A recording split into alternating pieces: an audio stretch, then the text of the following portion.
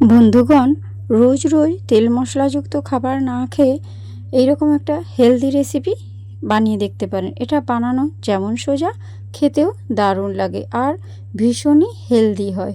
বাড়িতে থাকা মাত্র দুটো উপকরণ দিয়ে ঝটপট তৈরি হয়ে যাবে। নমস্কার বন্ধুরা, আমি মুনমুন কিচেনে আপনাদের সবাইকে স্বাগত। প্রতিদিনের মতো দেখুন আজকে এসেছি আবার একটা নতুন রেসিপি নিয়ে। এখন যা গরম পড়েছে তা এখন বেশি তেল মশলাযুক্ত খাবার না খেয়ে এরকম হেলদি রেসিপি বানিয়ে খান। এতে দেখবেন শরীর সুস্থ থাকবে এবং ভালো থাকবে। এখানে দেখুন এই রেসিপিটা তৈরি করার জন্য আমি যে বড় দানার সাবুটা হয় সেই বড় দানার সাবুটা নিয়েছি 1 কাপ মতো। দেখুন সাবুদানাটা একদম বড়। সেই বড় দানার সাবু 1 কাপ নিয়েছি। একটা পাত্রের মধ্যে ওই সাবুদানাটা ঢেলে দিয়েছি। আর এই সাবুদানার মধ্যে অনেক নোংরা থাকে, তার জন্য সাবুদানাটাকে খুব ভালো করে আগে জল দিয়ে ধুয়ে নিতে হবে। আর ধুয়ে অফ ক্যামেরাতে আমি ফিরে আসছি। অফ ক্যামেরায় আমি সাবুদানাগুলো ধুয়ে নিয়েছি, দুবার জল পাল্টে। এবারে এই সাবুদানাগুলোকে ভিজিয়ে রাখার জন্য আমি এর মধ্যে দিয়ে দিচ্ছি 1 কাপ মতো জল। এখন দেখুন জলটা দেওয়া হয়ে গিয়েছে, এটাকে এখন একটা সাইডে সরিয়ে রেখে দিচ্ছি। আর একটা অন্য পাত্রে আমি ছোট দানার যে সাবুটা হয় সেই ছোট দানার সাবুটা নিয়ে নিয়েছি। এখানে 1/2 কাপ মতো ছোট দানার সাবু রয়েছে, এটাও আমার একটা কাজে লাগবে। তো এই সাবুদানাগুলোকেও ভালো করে একটু ধুয়ে নিচ্ছি। ধুয়ে নিয়ে আমি জলটা ফেলে দিচ্ছি আর এই সাবুদানাগুলোকে একটু জল দিয়ে আবার ভিজিয়ে রেখে দিচ্ছি। তো আমি এখানে 2 রকম সাবুদানা ব্যবহার করছি, একটা বড় দানা, একটা ছোট দানার। আর এখানে দেখুন 1 কাপ চিড়ে নিয়েছি আর এখানে পাতলা চিড়েটা ব্যবহার করছি। আর এই পাতলা চিড়েটাও 1 কাপ মেজারমেন্ট নিয়ে নিয়েছি। আর একটা বড় পাত্রের মধ্যে চিড়েটা নিয়েছি। আর চিড়ের মধ্যে আপনারা সবাই জানেন প্রচুর নোংরা থাকে, তার জন্য অফ ক্যামেরাতে আমি 2বার 3বার জল পাল্টে চিড়েটা ধুয়ে আপনাদের কাছে ফিরে আসছি। এখন দেখুন চিড়েটা খুব সুন্দর করে ধোয়া হয়ে গিয়েছে। আর চিড়েটাকেও ভিজিয়ে রাখার জন্য এখানে একটা কাপের 1 কাপ জল নিয়েছিলাম, তার মধ্যে সামান্য অল্প পরিমাণ জল দিয়ে চিড়েটাকে ভিজিয়ে নিচ্ছি। চিড়েটা যেহেতু পাতলা চিড়ে, ভেজার জন্য বেশি জল দেওয়ার কোনো দরকার নেই। তো এটাকে এখন ঢাকনা দিয়ে একটা সাইডে সরিয়ে রেখে দিচ্ছি। আর এই রেসিপির সঙ্গে খাওয়ার জন্য একটা দারুণ টেস্টি চাটনি রেসিপি তৈরি করে নিচ্ছি। তার জন্য এখানে গ্যাসের উপর একটা কড়াই বসিয়ে দিয়েছি আর তার মধ্যে দিয়ে দিচ্ছি সামান্য অল্প রিফাইন তেল। তেলটা ভালো করে গরম হয়ে গেলে ওর মধ্যে দিয়ে দিয়েছি কিছুটা পরিমাণে বাদাম আর ঝালের জন্য দিয়েছি অর্ধেক শুকনো লঙ্কা। আপনারা চাইলে ঝালের পরিমাণটা বাড়িয়ে একটু বেশি বা 2টো বা 1টা শুকনো লঙ্কাও ব্যবহার করতে পারেন, অথবা শুকনো লঙ্কা অপছন্দ থাকলে কাঁচা লঙ্কা দিতে পারেন। আর এখানে দেখুন মটর ডাল নিয়েছি 1/2 কাপ মতো, ভিজিয়ে রেখে দিয়েছিলাম, সেই মটর ডালটাও দিয়ে দিয়েছি। আর একটা ছোট সাইজের টমেটোকে আমি কিন্তু চৌকো চৌকো করে কেটে নিয়েছি, সেই টমেটোটাও দিয়ে দিচ্ছি। আর আপনাদের হাতের কাছে যদি নারকেল থাকে সেটাও দিয়ে দিতে পারেন, কিন্তু এই মুহূর্তে আমার কাছে নারকেলটা ছিল না, তার জন্য আমি দিতে পারলাম না, দুঃখিত। তো নারকেল দিলে খেতে ভীষণ ভালো হয়। তবে এখানে এর মধ্যে আমি কিছু মশলা দিলাম। মশলার মধ্যে কিচ্ছু না, শুধুমাত্র একটু লবণ, একটু হলুদের গুঁড়ো দিয়ে নাড়াচাড়া করে এগুলোকে ভালো করে ভেজে নিচ্ছি। তো ভাজতে ভাজতে দেখবেন খুব সুন্দর একটা গন্ধ আসবে, মানে মটর ডাল আর বাদাম যখন ভাজা হয়ে যাবে দেখবেন খুব সুন্দর একটা সেন্ট আসবে। তো সেই পর্যায় পর্যন্ত নেড়েচেড়ে নেবেন। এখন দেখুন মটর ডালটা আর বাদামটা খুব সুন্দর ভাজা হয়ে গিয়েছে। এটাকে এখন ঠান্ডা করে আমি একটা মিক্সির বোলের মধ্যে নিয়ে নিয়েছি। তার মধ্যে দিয়ে দিচ্ছি বেশ কিছুটা পরিমাণে চিনি আর একটুখানি দিয়ে দিলাম জল। মানে এখানে জলের পরিমাণটা ছিল 2 থেকে 3 চামচ মতো জল দিয়ে এটাকে ঢাকনা দিয়ে ভালো করে পেস্ট বানিয়ে নিয়েছি। দেখুন ঠিক এই রকম পরিমাণে পেস্টটা তৈরি হবে। মানে এখন আমার চাটনিটা সম্পূর্ণভাবে রেডি। তো চাটনিটা এখন আলাদা সাইডে রেখেছি। আর এখানে দেখুন আমি যে বড় দানার সাবুটা ভিজিয়ে রেখেছিলাম এখন কিন্তু মোটামুটি ভিজে গিয়েছে। এবারে এই সাবুদানাগুলোকে আমি একটা ছাঁকনির সাহায্যে ছেঁকে নিচ্ছি, কারণ এই সাবুদানার মধ্যে এক্সট্রা যে জলটা আছে সেটা যাতে সম্পূর্ণ ঝরে যায় তার জন্য। আর এখানে আবারও একটা ছোট বাটি নিয়ে ছোট ছাঁকনি নিয়েছি আর ছোট দানার যে সাবুদানাটা ভিজিয়েছিলাম তারও কিন্তু জলটা আমি সম্পূর্ণ যাতে ঝরে যায় ওর জন্য একটা ছাঁকনির মধ্যে ছেঁকে নিলাম। দেখুন সুন্দরভাবে ছেঁকে নিচ্ছি। এটাকেও এখন একটা সাইডে সরিয়ে রেখে দিচ্ছি।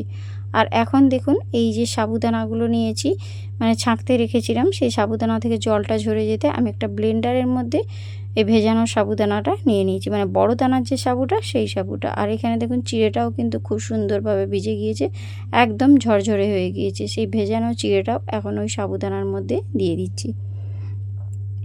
একদম সম্পূর্ণ তেল ছাড়া একদম হেলদি একটা রেসিপি। তো এর মধ্যে এখন দিয়ে দিচ্ছি হাফ বাটি মতো টক দই।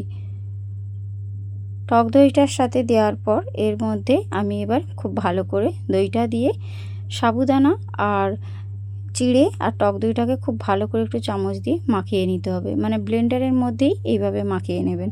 আমার ব্লেন্ডারটা একটু ছোট হওয়ার জন্য অসুবিধে হচ্ছিল, যদি আপনাদের কাছে বড় ব্লেন্ডার হয়ে থাকে তাহলে তো কোনো সমস্যা নেই। আর টক দইয়ের বাটিটা ধুয়ে সামান্য অল্প পরিমাণে একটু জল দিয়ে দিয়েছিলাম, জলটাকে দিয়েও আবারও চামচ দিয়ে খুব ভালো করে নাড়াচাড়া করে নিলাম। এবারে এটাকে ঢাকনা লাগিয়ে আমি সুন্দর একটা মিহি পেস্ট বানিয়ে ফিরে আসছি। এখন দেখুন খুব সুন্দরভাবে পেস্টটা তৈরি হয়েছে। আমি একটু হাতের সাহায্যে তুলে আপনাদেরকে দেখিয়ে দিচ্ছি। একদম খুব মিহি করে পেস্ট করেছি, দেখুন কোনো রকম দলা কিন্তু নেই বা চিড়ে বা সাবু কিন্তু গোটা নেই। এইভাবেই পেস্টটা তৈরি করতে হবে। এখন একটা বড় পাত্রের মধ্যে আমি কিন্তু সাবুদানা আর এই চিড়ের পেস্টটা ঢেলে নিচ্ছি। এখন আপনারা চটপট কমেন্ট বক্সে কমেন্ট করে দেবেন যে কে কোথা থেকে দেখছেন। আপনাদের একটা কমেন্ট আমাকে কিন্তু ভিডিও বানাতে উৎসাহ করে। আশা করছি রেসিপি আপনাদের খুবই ভালো লাগবে। যদি ভালো লেগে থাকে বন্ধুদের মধ্যে শেয়ার করে দেবেন। এখন এই মিক্সির বোলটা ধুয়ে হাফ কাপ মতো জল এখানে দিয়ে দিচ্ছি। জলের পরিমাণটা খুবই অল্প দেবেন বন্ধুরা, জল কিন্তু এখানে বেশি দেওয়া যাবে না। এবার একটা হ্যান্ড মিক্সি দিয়ে খুব ভালো করে এই জলটা দিয়ে এইভাবে ফেটিয়ে নিতে হবে। ঠিক আমি যেভাবে ফেটিয়ে নিচ্ছি ঠিক সেইভাবেই ফেটিয়ে নিতে হবে, মানে আমি যেহেতু জলটা দিয়েছি তার জন্য জলটা দিয়ে খুব ভালো করে সমস্ত ব্যাটারের সাথে এইভাবে মিশিয়ে নিয়েছি। এখন দেখুন এর মধ্যে দিয়ে দিচ্ছি সামান্য অল্প পরিমাণে একটু লবণ, আর দিয়ে দিচ্ছি স্বাদের ব্যালেন্স করার জন্য চিনি। যেহেতু টক দই দিয়ে তৈরি করছি চিনিটা দিয়েছি, যেটা স্বাদের ব্যালেন্স করবে। এটা মিষ্টি হওয়ার জন্য কিন্তু আমি একদম দেইনি। এবারে লবণ আর চিনিটাকে দিয়ে খুব ভালো করে নাড়াচাড়া করে ব্যাটারের মধ্যে আবারও মিশিয়ে নিচ্ছি, যাতে কোথাও লবণ বা চিনি দোলা বেঁধে না থাকে। আর এইভাবে খুব সুন্দর করে ফেটিয়ে নেবেন, তাতে দেখবেন যে রেসিপিটা তৈরি করছি একদম পারফেক্টভাবে তৈরি হয়ে যাবে। আর একটু ভালো করে ফেটিয়ে নিয়েছি। এখন এর মধ্যে দিয়ে দেবো সেই ছোটো দানার সাবুটা, মানে যে ছোটো দানার সাবুটা আমি ছাঁকনিতে রেখেছিলাম, বলেছিলাম পরে কাজে লাগবে, সেখান থেকে অর্ধেকটা দিলাম আর অর্ধেকটা একটা সাইডে সরিয়ে রেখে দিলাম, কারণ ওই অর্ধেকটা আবার আমার পরে কাজে লাগবে।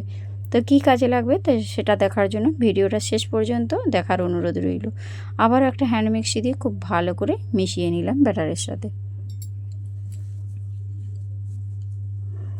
এবারে এর মধ্যে দিয়ে দিচ্ছি 1 চামচ মতো ঘি।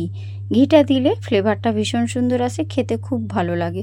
আর ঘিয়ের একটা খুব সুন্দর সেন্ট আসে, তার জন্যই দিয়ে দিয়েছি। আপনারা যদি হাতের কাছে ঘি না থাকে 2 চামচ মতো রিফাইন অয়েল দিয়ে দেবেন, তাতে দেখবেন ব্যাটারটা কিন্তু ডিমোল্ড করতে খুব সুবিধে হবে তার জন্য। আর এবারে এটা দিয়ে খুব ভালো করে নাড়াচাড়া করে ব্যাটারের সঙ্গে মিশিয়ে নিচ্ছি। এখন দেখুন সম্পূর্ণ মেশানোটা কমপ্লিট হয়ে গিয়েছে। এটাকে এখন একটা সাইডে সরিয়ে রেখে দিচ্ছি। এখন এর মধ্যে আমি নিয়ে নিচ্ছি একটা কেক টিন। কেক টিনের মধ্যে আমি দিয়ে দিচ্ছি সামান্য অল্প পরিমাণে একটু ঘি। ঘিটাকে একটা ব্রাশ দিয়ে সমস্ত কেক টিনের গায়ে এইভাবে বুলিয়ে দিচ্ছি। তাহলে দেখবেন এটা ডিমোল্ড করতে কোনো রকম সমস্যা হবে না। আপনারা ঘিয়ের পরিবর্তে এমনি রিফাইন অয়েলও ব্যবহার করতে পারেন, তবে ঘিয়ের ফ্লেভারটা খুব ভালো লাগবে, তার জন্য ঘিটা দেওয়ার চেষ্টা করবেন। এখানে একটা ইনো নিয়েছি, ইনোর অর্ধেকটা দিয়েছি, অর্ধেকটা এখন রেখে দিচ্ছি। আর ইনোটা অ্যাক্টিভ করার জন্য আমি দিয়ে দিচ্ছি সামান্য অল্প পরিমাণে একটু জল। জলটাকে দিয়ে এবারে ইনোটাকে খুব ভালো করে ব্যাটারের মধ্যে এইভাবে মিশিয়ে নিতে হবে। একটা হ্যান্ড মিক্সি দিয়ে এইভাবে কিন্তু ফেটাতে থাকলেই ভালো করে ইনোটা সমস্ত ব্যাটারের মধ্যে মিশে যাবে। এইভাবে একটু ফেটিয়ে নেবেন, তাহলে দেখবেন ব্যাটারটা একদম হালকা হয়ে যাবে। আর ইনো না থাকলে আপনারা বেকিং পাউডার বা বেকিং সোডাও ব্যবহার করতে পারেন। আর এখানে দেখুন এই যে ব্যাটারটা তৈরি করেছি, এবার সম্পূর্ণ ব্যাটারটা কেক টিনের মধ্যে ঢেলে নিচ্ছি। সমস্ত ব্যাটারটাই এখন কেক টিনের মধ্যে দিয়ে দিয়েছি। এবারে কেক টিনটাকে একটু ট্যাপ করে নিতে হবে, মানে হাতের সাহায্যে এইভাবে ট্যাপ করে নেবেন, যাতে এয়ারটা বাইরে বেরিয়ে যায়। এখন খুব সুন্দরভাবে ট্যাপ করা হয়ে গিয়েছে। এবারে ছোটো দানার যে সাবুটা আমি রেখেছিলাম, বলেছিলাম পরে কাজে লাগবে, এই সাবুদানাটা আমি ওপর থেকে এইভাবে ছড়িয়ে দিচ্ছি। এতে দেখতেও যেমন ভালো হবে, খেতেও খুব ভালো লাগে। এইভাবে চিড়ে আর সাবুদানা দিয়ে এই রেসিপিটা বানিয়ে দেখবেন, খেতে যেমন সুন্দর লাগবে আর ভীষণও হেলদি। তাও আমি আগে থেকেই কিন্তু গ্যাসের উপর একটা ননস্টিক কড়াই বসিয়ে একটু জল দিয়ে দিয়েছিলাম, আর তার উপর একটা প্লেট উপর করে বসিয়ে দিয়েছি, যাতে এই কেক টিনটা বসাতে আমার খুব সুবিধা হয়। আর কেক টিনটা বসিয়ে এটাকে ঢাকনা দিয়ে 10 মিনিট মতো আমি স্টিম করে নেব।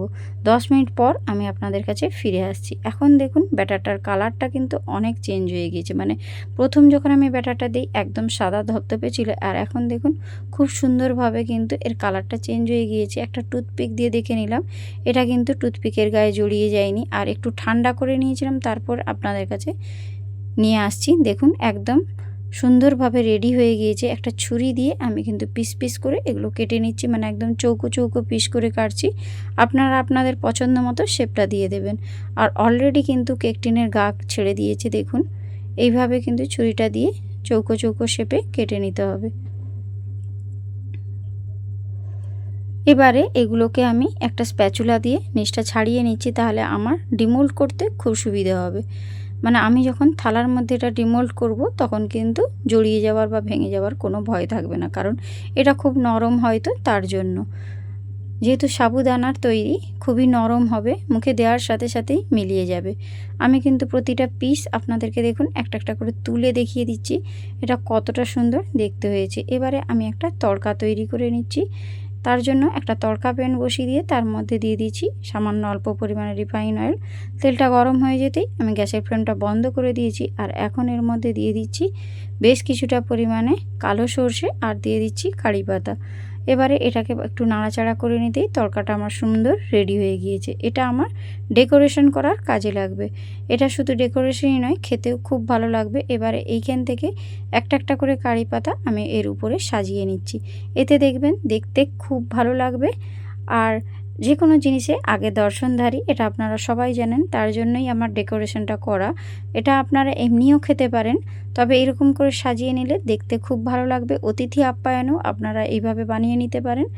আর বাড়ির প্রত্যেকেই কিন্তু ছোট থেকে বড় চেয়ে চেয়ে খাবে, এতটাই সুস্বাদু হয়। এবারে ওর ওপর থেকে আমি কিন্তু তড়কাটা ছড়িয়ে দিয়েছি, আর এবারে ওপর থেকে একটু সামান্য অল্প পরিমাণে চিলি ফ্লেক্স দিচ্ছি। এটা সম্পূর্ণ অপশনাল, শুধুমাত্র দেখতে সুন্দর লাগার জন্যই আমি কিন্তু এটা দিচ্ছি।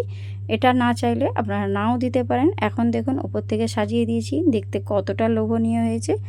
আর এর সঙ্গে আমি যে চাটনিটা তৈরি করেছিলাম সেই চাটনিটাও পরিবেশন করছি। দেখুন এই চাটনি দিয়ে খেতে কিন্তু এগুলো ভীষণ ভালো লাগে। আর এই চাটনি যে কোনো ইডলি, ধোসা সব কিছুর সঙ্গে আপনারা খেতে পারেন। দেখুন আমি কিন্তু আপনাদেরকে একটু কাছ থেকে দেখিয়ে দেওয়ার চেষ্টা করছি। প্রত্যেকটাই কিন্তু অসাধারণ দেখতে হয়েছে, আর খেতেও খুব সুন্দর হয়েছে। তো আজকের আমার এই সাবুদানা চিড়ের রেসিপিটা ভালো লাগলে আমার পাশে থাকবেন। তো আজ আসি বন্ধুরা, টাটা, বাই বাই।